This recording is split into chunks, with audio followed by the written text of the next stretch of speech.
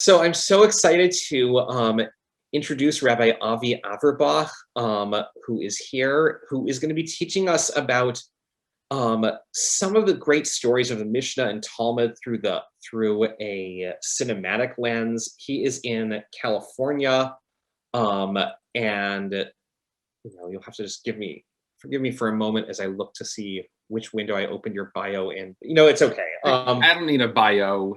Okay.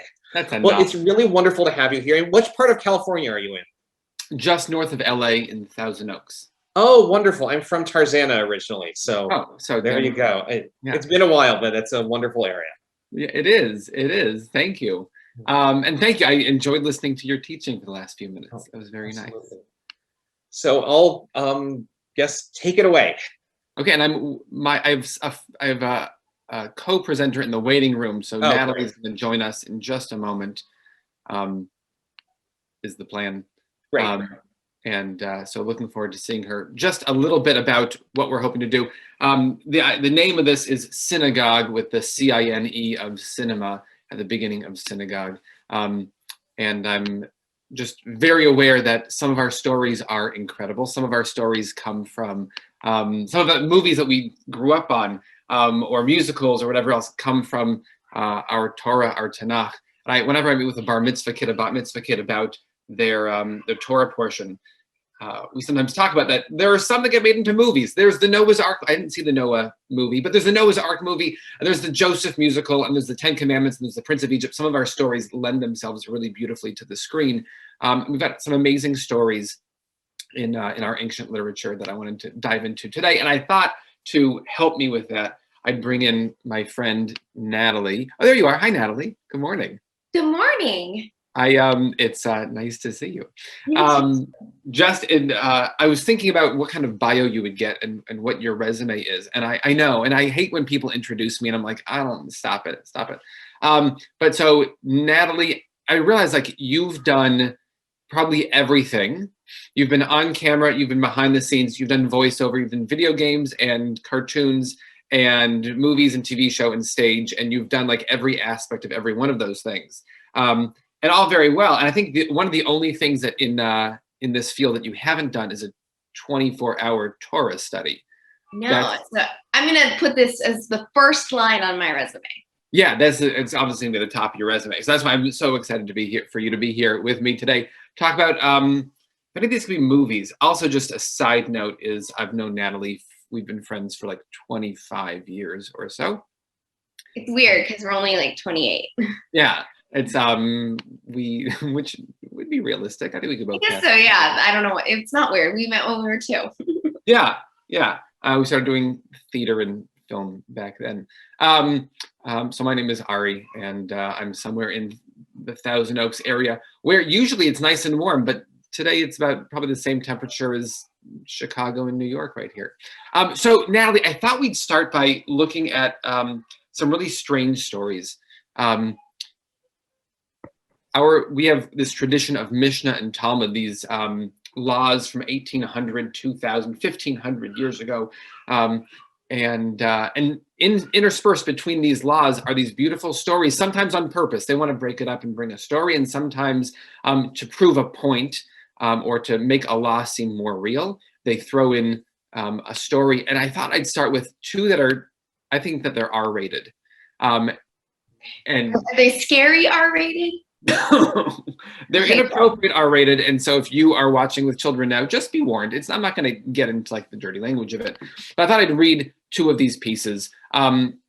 These are both from the Talmud, and so Natalie, I wanted you to help develop this for me so we could turn this into a movie, or you tell me this is not possible, and we can kind of work with that a little bit. The first one is I'll read it, and Natalie, feel free to interrupt as I go. It was taught that Rabbi Yehuda said there was an incident involving the goats. Just wait, this is the little prologue. There were goats of the house of Antioch where their udders were so large and they would drag along the ground. All right, this part isn't quite a movie yet, but maybe somewhere in there. Opening credits. This is the cold open. This is the cold open, exactly. Before we get into the credits rolling and the name on the screen. And their udders were so big, they would drag on the ground. And the people of the town were so kind that they made pouches for them so their udders wouldn't get scratched. This is how much love this community had for these beautiful goats with huge udders. And then it tells a similar story. The Talmud kind of wanders this way. It gets distracted very easily. And it says, the sages taught, there was an incident where one man's wife died, and she left him a son who still had to nurse. And he didn't have any money to hire somebody to nurse this baby. And a miracle was performed on his behalf. And he developed breasts like the two breasts of a woman, and he nursed his son.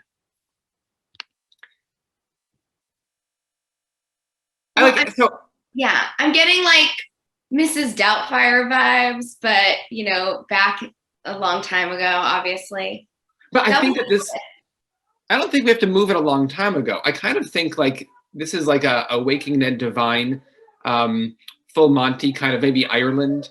Okay, I like that. I like it's like a gloomy look, you know. Right. And I try to figure out who would be this person. He's a young dad. He's a widower. I find this story. Hugh Grant, you know. But Hugh Grant from the 90s. Yes. Hugh Grant from the 90s specifically.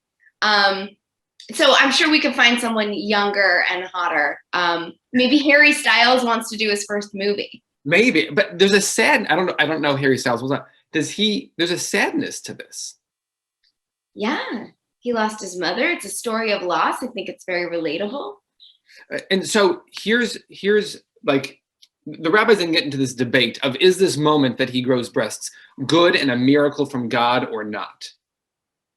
Well, I think there's got to be that scene where he's like excited he has them. Most likely, yeah. Most likely he's like, you know, there's this question of like, what do I do with this? How do I nurse? And like, and the funny scenes of like, it hurts actually a lot more than you expect it to, and you got to go buy the cream. The sadness here is this town is so loving and so wonderful that when the goats' udders are dragging on the ground, they make special braziers to help take care of these goats. And when this man, this new father becomes a widower, when his wife dies, nobody in town helps.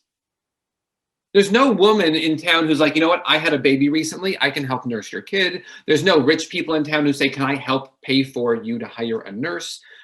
There might be some anger in the background here.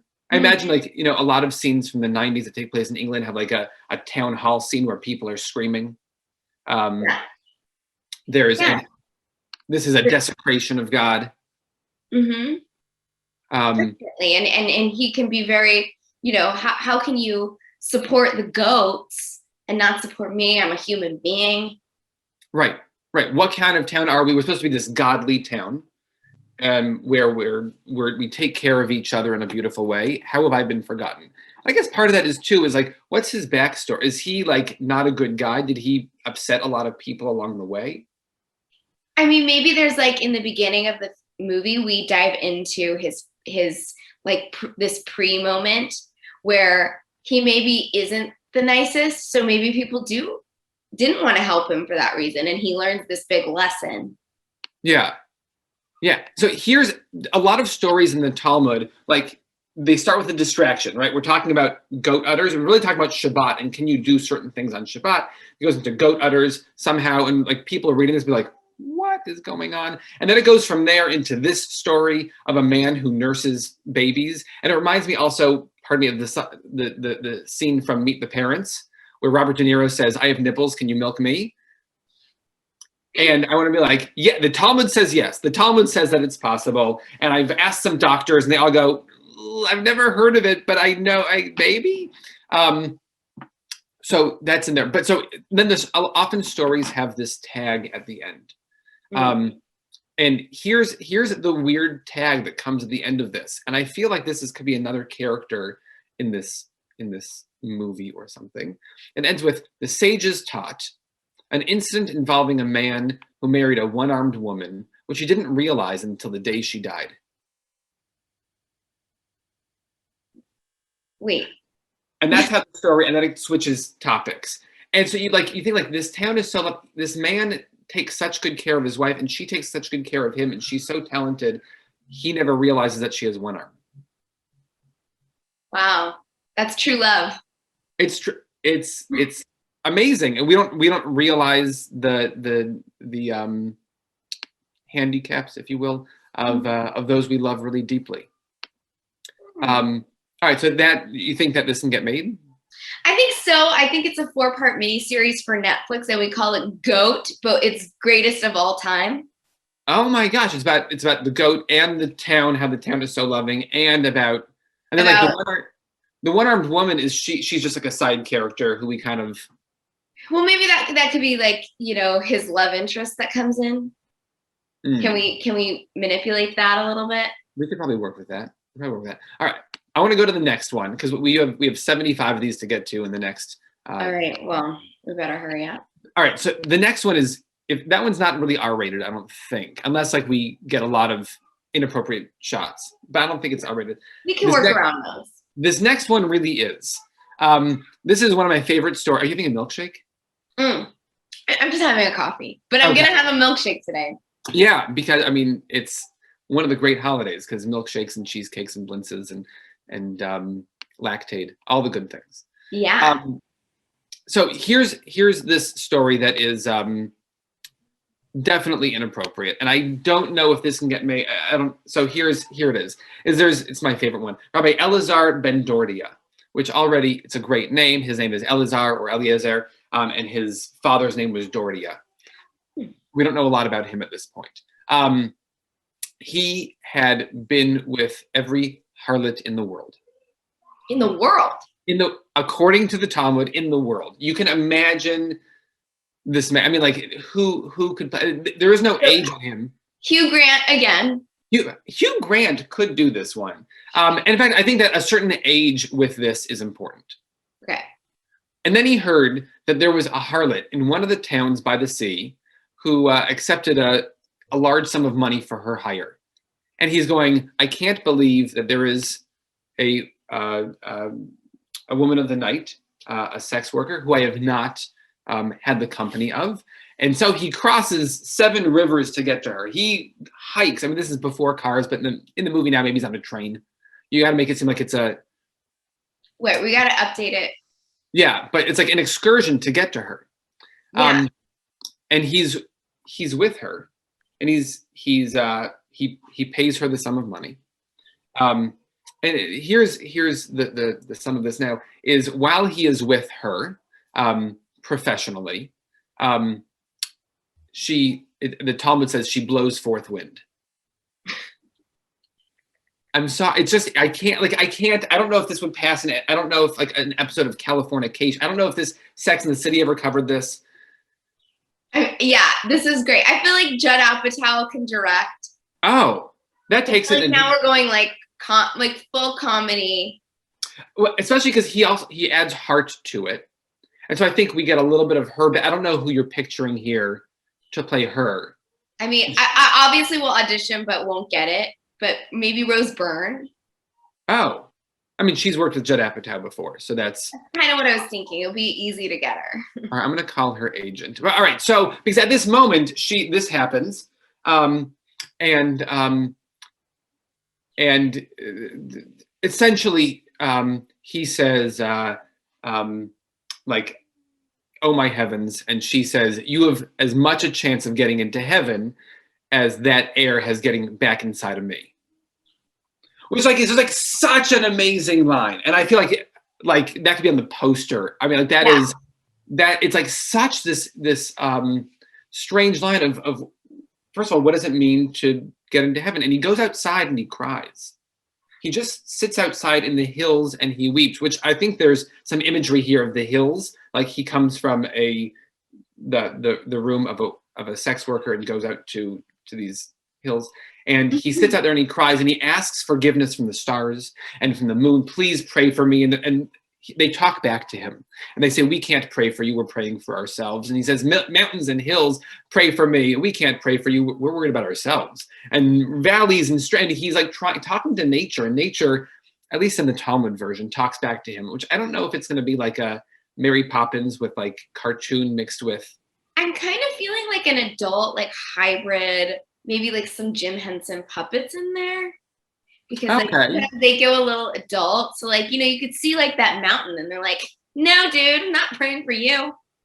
It's like, Right. So, but he prays with so much heart. He prays with such fervor that when he dies, this heavenly voice comes down, which doesn't happen for a lot of people. When he dies, this heavenly voice comes down and says, not only are you accepted into heaven, but you are accepted as a rabbi. And I know that Eric recently taught this idea of just. I'm just a rabbi. You don't want to just yourself. I'm only a rabbi. I'm only here as I'm minuting myself. But still, like, not that rabbi is the most extreme goodness of who you can be, but he's accepted into heaven in some sort of holy term. And I love this idea of, I mean, first of all, like that death scene would be interesting in this afterlife that you can create. But this idea that he is, that if you really seek forgiveness, you can get it. And this man who maybe didn't live the most righteous life, with no judgment on people who live, maybe he didn't live the most righteous life, he still has the ability to apologize and to be forgiven. And I like this ending where like it's something beautiful about it. That even people who live, strange lives, can still be accepted into heaven and can still be seen as holy. I like that one. Thank you. All right. Yeah, I think that one could be. I like Judd Apatow. Like we go high stakes comedy. We call it hot air, and it's the harlot on the poster. Do you? Yeah, I don't know about Rose Byrne. We'll talk about this afterwards. Younger. We need someone younger. I don't know. You don't want it to be like too weird that people are watching going, oh, I just want to see a scene with the. There was a movie a while ago with Steve Carell and Keira Knightley, and people are like, I hope they don't kiss. Like they just, and I think I didn't see the movie, but like there's a little bit of that in there. Some of these others are just for time. Some of these others are character pieces. There's one that's from a piece of Mishnah 1800 years ago, maybe, about a man whose job is to I have to take a step back. Challah now is the braided bread that we know and love, and you can eat it or cut it up and make French toast or whatever else you do with challah. Historically, though, it was this bread, and you took a piece of it out, and you took this little ball of it out when you made it, and you gave it to the priests. You gave it to the Kohen to make sure that they had food to eat, because if you were a normal person, you can own land and you can make food, and if you were a priest, you couldn't, and so we gave the priests, these ancient holy people, some of our food. And so there's a story in the Talmud of a man who has like this platter, I guess. I don't know how you do this. And he goes from door to door, knocking on the door, like the opposite of a postman, I don't know, collecting pieces of dough from each household. And I picture, like, this isn't the whole movie, obviously, but just this image of him like knocking on each door and collecting a piece of dough from each person to then go back and bring to probably his family, his friends, the people who can eat this, the people who can use this dough and turn it into their own bread or meal. I like this image of this man going door to door in an ancient city, knocking on doors, and people chatting with him, people schmoozing. I don't think this is a whole movie. I just like this character. And people are just giving him a piece. And the issue that comes up, the reason it's in the Mishnah, not just because they like character pieces, is there's the question of the rule of like all of these different balls of dough are holy. What happens if one of them becomes contaminated with a bug? If he sneezes on it, whatever else that can contaminate it, what happens at that point? And is like that one ball contaminated? You can take that off and then the rest of it's still good? Or is the whole thing now bad? Right. And so I just like this image of, Anthony Hopkins with this big platter of dough knocking on doors like, good morning, how are you? And it's like a little interaction of like ancient postman kind of thing. Yeah, this is like a quite like an indie darling, like, it'll go to Sundance for sure. Maybe a short. I love a short. Shorts are really in right now. Yeah, especially because you can watch it on YouTube pretty easily or on Netflix or wherever else you. And I'm sure Anthony Hopkins is totally up for a short film. Yeah. I mean, this, you got 2 Oscars. You're not trying to get a third at this point. Yeah. And I think he obviously has time. I mean, what else is he doing? So just a side note with I had other character studies, but I need to mention that when I brought this up at my synagogue, one of our congregants, Steve, came up to me and said, I've got an idea. And there's so much backstory here, but essentially, if you accidentally kill somebody, the Torah tells us, if you accidentally kill somebody, right, you're chopping a tree and the axe handle flies off. I mean, it's grim. Yeah. But the Coen brothers territory, maybe. Okay. And somebody gets killed in that process. You can't really punish this person. It was totally an accident. It was not at all their fault. It's nobody's fault. But still, the family's going to want to seek vengeance against this guy. Mm. So the rule is we take this man or woman and we bring them to a different city. And we say, you have to live in this different city. It's a city of refuge. You are able to live here normal, free. You're not in trouble for anything. You can live here until the Kohen Gadol, this most holy man, dies. When the holy man dies, of old age, of whatever happens, then that's like the significant change, and you can go back to your old home. Oh. If you want to go back, you can go back. And so he thought of this idea of this man accidentally kills somebody. He's sent to a city of refuge. He's living in this city of refuge and he hates it. And he's trying to scheme ways for the Kohen Gadol, this holy man, this Pope of Judaism back then, to die. Uh-huh. And is it mafioso? Is he trying? It can't be on purpose. Obviously, he would be charged for murder if he killed this person on purpose. Can he somehow accidentally, right? Not even really. Anyway, so I think that this could be a Coen brothers kind of thing. That's funny. I love that. With funny, sort of over the top, he's he might be wielding, I don't know, something really heavy. Yeah, I mean, do you accidentally slip out of his hand and kill him and gets the guy to come to a concert and he's feverishly playing the violin and whoops, the thing comes out of his hand and knocks him in the head, but he's fine. He's fine. There's banana peels on the floor. You try to scare him. Eating them everywhere. Yeah. Yeah, you try to scare him. I haven't thought this through thoroughly. A congregant just said this to me, but you're making it sound a little bit more Looney Tunes. A little bit more Pink Panther kind of comedy. Yeah, over the top, kind of silly. But but Coen brothers, though, is the right vibe, and they really dance the line between that. I feel like. Right. I mean, they kind of do every genre. Mm-hmm. All right. That works. All right. So let's try to do one last one. Okay. This one's not from such ancient texts. It's from 1,000 years ago, which is still a long time ago, but not as old as the other ones. All right, so it happened once that Rabbi Akiva was passing through a cemetery. I guess back in the day, people it was just away from here to there.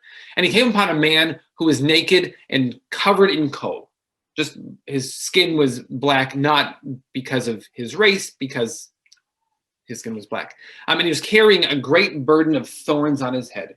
And Rabbi Akiva thought that this man who was running like a horse and naked and black was alive. So Rabbi Akiva obviously thought he was alive because that's how we usually deal with things. Rabbi Akiva commanded him to stop and said to him, why are you doing such difficult work right now? Why are you in such a burden? And the man said to him, I'm dead, and every day I'm sent here to chop trees. What was that? He said, that's nice. Okay. Yeah, right. And so Rabbi Akiva said to him, so what happened that this is your punishment? You died, and your job is to chop trees, put thorns on your head, and carry you're filthy. What is going on? What did you do in your life that made you so bad? And he said, I was a tax collector. There's different versions of the story where he had different not great jobs. Tax collectors may be the kindest of these, but there's other jobs. But I would favor the rich and I would kill poor people. So this is therefore my punishment. This is like my hell, is I have to chop trees and do physical labor and all this. Yeah. And Rabbi Akiva said to him, haven't you heard anything from those appointed to punish you about how this can be relieved? Like, is there a way this punishment can be stopped? Mm.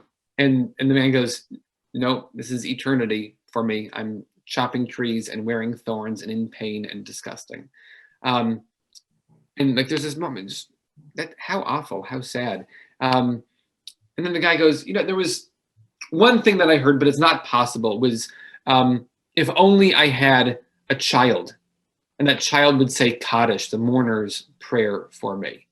That's all that has to happen. He has, I make even say, well, do you have a son? Yeah, but he doesn't practice. He's not at all involved in anything. He's not going to do this. He's never been Jewish in his life. So Rabbi Akiva then takes it upon himself to seek out this man's son. He asks everybody in town. Everybody's like, I hate that guy. I won't help him. And finally, he finds this guy's son, and he sits and he teaches him. And they learn and they learn and they learn until this boy becomes Jewish. And they go through all the things for him to become Jewish. And to say the Kaddish, you can't say it by yourself. You have to be in a community. And everybody hates this guy. So you got to now make the whole community like this guy. And or at least accept this guy. And so as soon as he then, so it takes years of practice and training and teaching him Hebrew. And he comes in and he brings this boy who's now a man and says, all right, now you have to say Kaddish. And he brings him into the community, and the community accepts him. And he says Kaddish, and the man is now released from his punishment. Nice. Something other, like also otherworldly. I think the Talmud likes, and all of our tradition likes playing on this line between heaven and earth, between reality and non-reality. I think this is also a story of redemption, which people love. A happy ending, but it doesn't seem sappy. Yeah. That you have this dead man is relieved of his burdens because the next generation does something good. There's something a little bit Frozen for me in this. Oh yeah, definitely. Spell that's released with the love of family, not with the love of something. A prince or something. Yeah. You don't need a prince. It's just if you can be the best version of yourself, that's enough to lift you up and bring you into heaven. So I like that. Mm-hmm. Is this a possible? Do you think that I can get Universal or Warner Brothers on board with this? Yeah, if we can get Timothée Chalamet to play the son. Yeah. And then I'm thinking, now hear me out. This is going to be quite a crazy thought.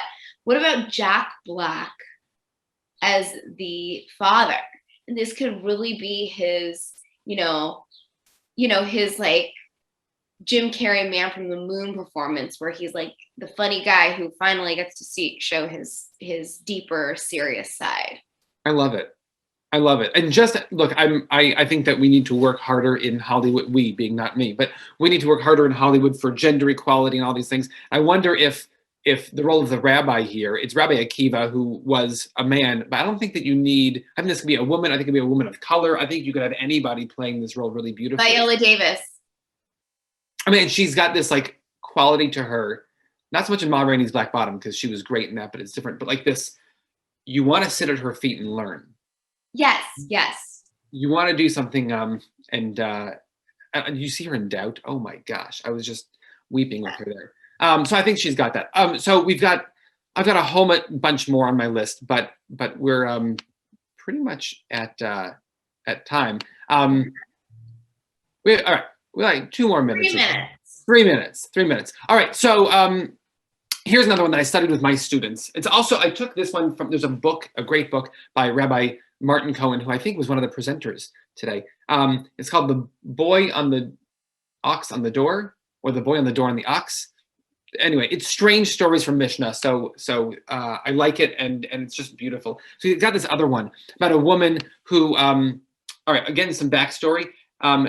When we are impure, this isn't dirty, this is just ritually impure. We have to go to a mikvah, this natural body of water, and dip ourselves in the mikvah. That purifies us. We can get into all the reasons behind it later, after these 2 minutes. And so one of the ways you can be impure, again, not dirty, not bad, just impure, according to our tradition, is by being a menstruant, having your period. Also emissions of other fluid, I mean, just different ways that you can be impure. And so it tells a story about this woman who was a menstruant, and she finishes her period, and she goes to the mikvah, to dunk in the mikvah. And the question comes up of, if she has a mouthful of coins, is she pure or impure? And like, it just goes into like the law of this. But Rabbi Cohen goes in his book, is like, why does she have a mouthful of coins? So I try to picture this, that she's on her way to the shuk, to the market, to buy food for that night. Once you are ritually pure, you can once again spend a night with your spouse. And so she maybe is like, I'm gonna make a nice dinner tonight to kind of set the mood. And she's gonna go to the market, but maybe she's like, I'm gonna go to the mikvah first and then the market. And there's people at the mikvah, and she doesn't want to leave her coin purse like sitting there. She doesn't trust the attendant. She does not trust. Never trust the attendant. Never trust the attendant. It's Melissa McCarthy, and she's going to take your stuff. She's going to like pocket something, whatever she's going to do. And so you're okay. So what are you going to do? There's other women like walking around. Do you trust? I don't know them. I don't know if I trust them. So where are you going to put your coins for market while you are in this body of water? Your mouth. Your mouth. And like, what does this mean for her that she doesn't trust the people around her? That what kind of town is this that she doesn't trust the attendant whose job is to like watch over naked people? Because you know that if you leave your coin purse just sitting there on the ledge of the mikvah and somebody comes up and swipes it and leaves, you are naked, they are clothed. You're not given chase through the community. We'll let that coin purse go. Right. There's something in the backstory of like, maybe she's like trying to have a kid. And there's like this deep sadness, and she's trying to do this. She's young. I don't know who young actress who's like in that age, late 20s. Emma Stone's too old. They're all. I don't know any young actors these days. I know. To play this role again. Timothy Chalamet for sure. Florence Pugh's playing this, and like so I don't. Again, it's a little. I don't think this is the whole movie, but just this scene of character study of what it means to be a trusting and loving community. Natalie, I want to thank you for going through this strange journey with me. Every other teaching was like so beautiful that I watched some of my teachers and some of my friends teaching. I was like, those are so good. I had to think of something completely different because I just didn't want to be compared with Rabbi Stuart Vogel, who was one of my teachers and is amazing. And so I know it's not my job to introduce him, but I'm so happy to see you, Rabbi Vogel, up here on the screen, just a few miles away. Natalie, I'll see you soon. Ilana and Eric, thank you so much for introducing me and being part of this. Bye, everyone. Bye, Natalie, and bye, Ari. And that was wonderful. Oh my gosh. And